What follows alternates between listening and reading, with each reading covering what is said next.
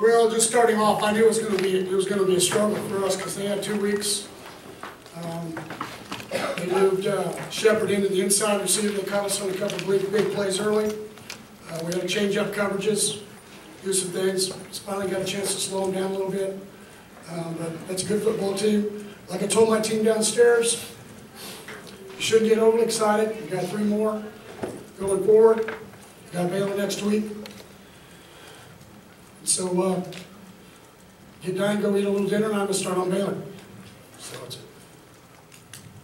So that's just coach speak, I'll promise you. That's what's happening. Maybe you guys didn't expect it. These kids, I told them in pregame they need to not look at the scoreboard, they need to play every minute. That's how you beat really good football teams. You got to play it every minute. And each team got breaks. And you got to find a way to win, and this team, different than a year ago, we found a way to win. Be the first one. We still got a long way to go, but we found a way to win the first one. So 4-0, we're going to take it right now, 1-0 in the conference. Get ready for Baylor. Then we'll get ready for Oklahoma State, then we'll get ready for Texas Tech. Right now, we're going to get ready for Baylor. I'm sure they didn't listen to my talk that well, but they got the same speech. Coach, what did you tell your defense after those Shepard plays? Well, number one, they changed things around. They just did a good job. He's a good player. You know, it's the usual Bob Stoops team. I mean, they come after you, and you know we had to change. Basically, we ran stuff in the second half we didn't work all week on coverages. We had to roll some 3 deep zone blitzes. We had to go to more man free to try to slow him down. I mean, you name it, we tried it. We blitzed him from every angle we could, trying to contain him on the boots and different things that we're doing to try to pull up the double. They were doing a lot of double move stuff. They hit us on an out and up the first play. And then I told them that we watched the Tulsa game, and I told them, I said, in the first 20 plays, they're going to take about 10 shots.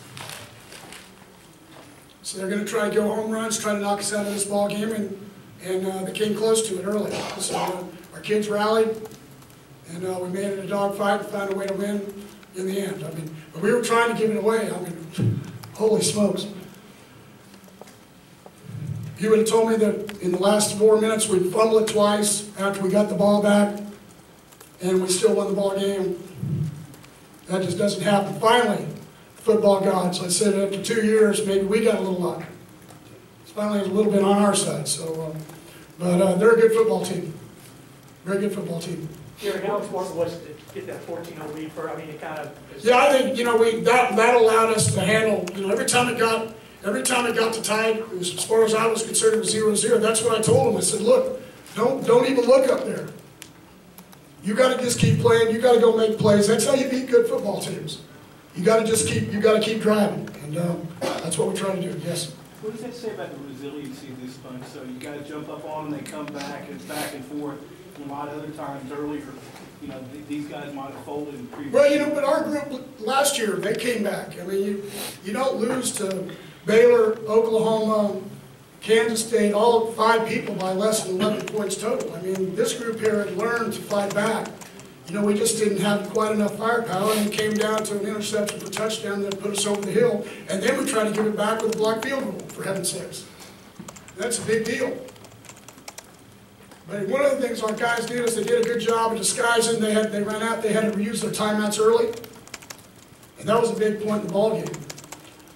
For whatever reason, they had to. But it's, you know, we had to keep mixing up coverages and doing some stuff. And you know, again, you got to have a little luck with all of it. So, you know, again, I have a lot of praise for Coach Stoops and his group. Every ball game we ever play seems to be like this. They're very physical. They're well coached. So my hat's off. You know, they won the last 2. You know, we finally got one. It's been since 2005 that we did. So I'll take it when I can get it. Gary, finding a way to win this game, what does it do for your program and then just for you guys going into the rest of the season? Well, you know, it depends on the eyes of the beholder. You all think that this was a shock. I told them in the locker room, why are you guys so excited? If you want to become the program that you want to become, you gotta act like you just beat Minnesota, or you beat Sanford, or you beat whoever you played. I mean, if you want it, because you gotta go do it next week. That's what this league's all about. You know, really excited the way the student section and the fans and everybody that was in the ballgame. It was an unbelievable atmosphere. It gave us energy. It was unbelievable today. We keep having that, we'll win a lot more football games in the years to come here at M&G Carter Stadium. They were fired up about it. Gary, did you guys do anything differently at home? I know you've struggled in the Big 12 for the last 2 years. Was there anything conscious you guys did differently in this? No, I just started talking about it more. You know, early, it's probably my mistake. I told them to win, you got to win on the road, and the first year we won 4 out of 5 on the road. You're going to have to play 10 in the state of Texas. I told them we had to start, because we were 66-6 before we came into the Big 12. That kind of beating some Big 12 teams. So for us, it was all about, you're going to play 10 games in the state of Texas, you better start. If you can just win all the games, you're going to be in the Metroplex, you're going to get back to a bowl game. And so, I mean, I think my mom might figure something like that out, talk to him about. So it's. Coach, what was the impact on fourth down play not having Pearson and having Bradley?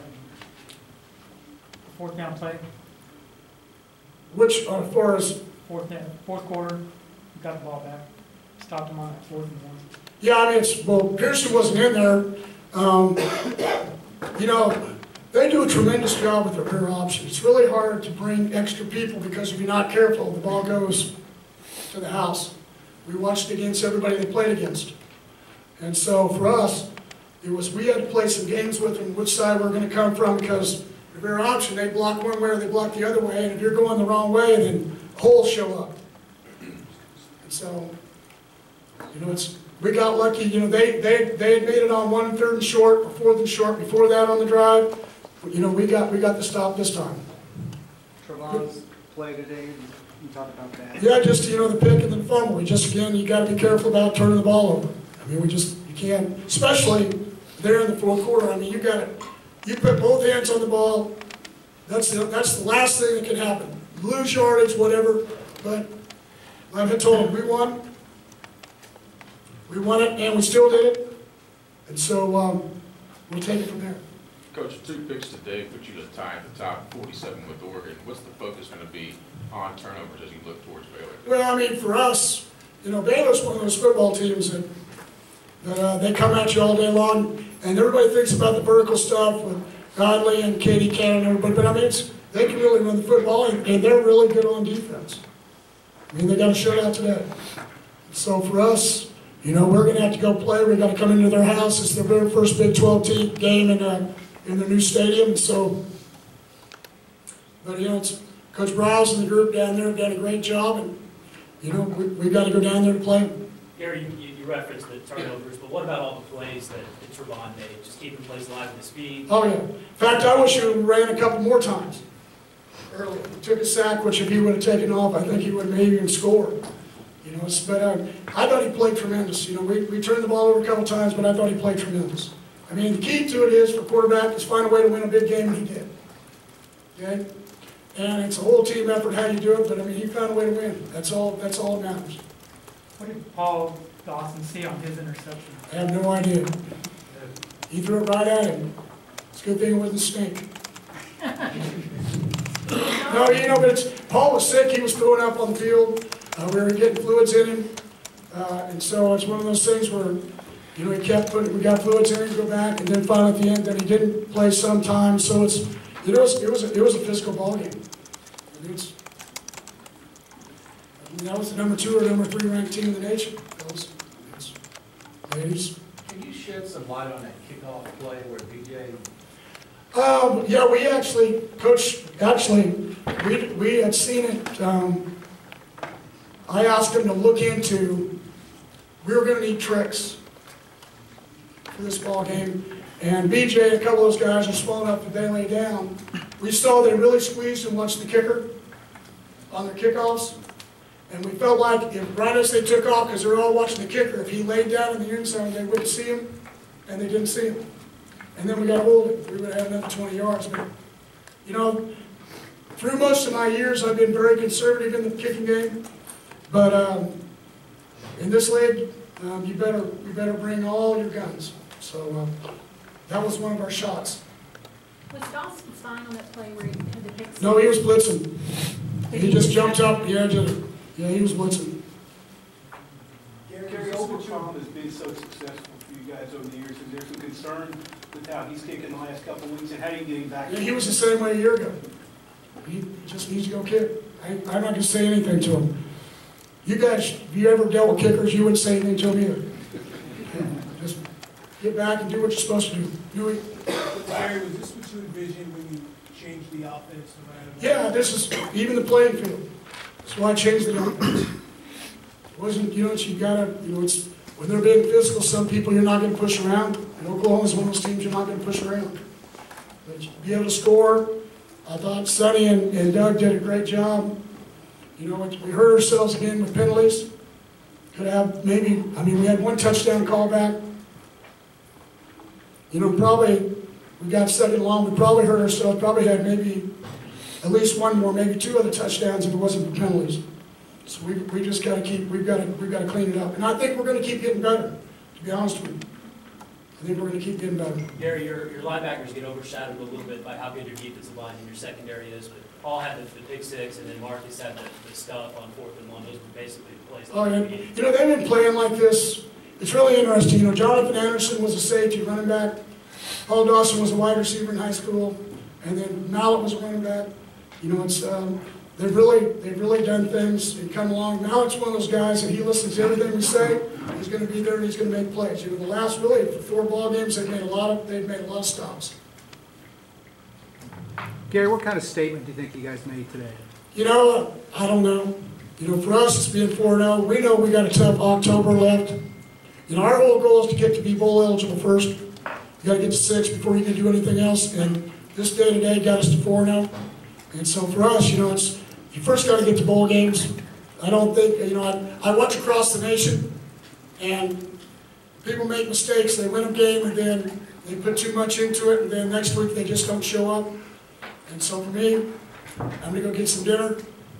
We're going to get ready. But I do believe this. I thought we were a year ago. We were close, and everybody said, well, TCU, they should have came in the Big 12. We got Texas kids too. But you know, like I said, it was going to take time. It was going to take 3 to 5 years. And we were close last year against Oklahoma.